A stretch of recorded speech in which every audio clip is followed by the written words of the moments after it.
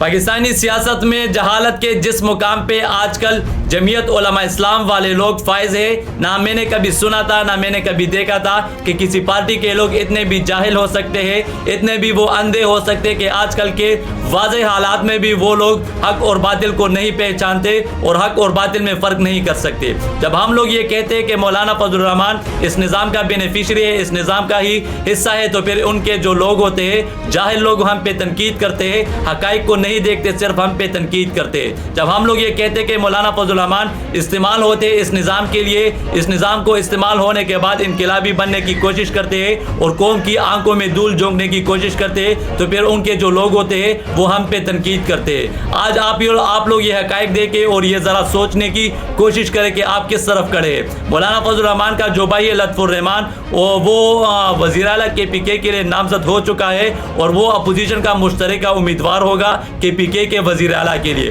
اب آپ لوگ دیکھیں اور اندازہ لگائیے، ان لوگوں کے 10-10 12-12 سیٹ ہے، ان میں بھی پاکستان تحریک انصاف کے وہ سیٹ زیادہ ہے جو ان لوگوں کو مخصوص نشستیں میں ڈاکہ مار کے ان لوگوں کے جولی میں ڈالے تھے۔ یہ لوگ خواب دیکھتے کہ پی ٹی آئی کی جو 2/3 کی اکثریت ہے کسی طرح سے اسٹیبلشمنٹ ان کو توڑ کے ہماری طرف لا دے اور ہماری حکومت بنا دے۔ افسوس کرنی چاہیے آپ لوگوں پہ کہ آپ لوگوں کو یہ حق نظر نہیں آ رہی کہ کسی اور کے حقوق پہ ڈاکہ ڈالنے کی کوشش میں ہے یہ لوگ، اور یہ لوگ اس امید پہ بیٹھے ہیں کہ پاکستان تحریک انصاف کے حق پہ ڈاکہ ڈال کے ناجائز طور پہ غیر آئینی طور پہ ہماری حکومت بنا دے۔ شرم آنی چاہیے آپ لوگوں کو اور افسوس کرنی چاہیے آپ لوگوں کو اپنے کردار پہ اور اپنے عمل پہ۔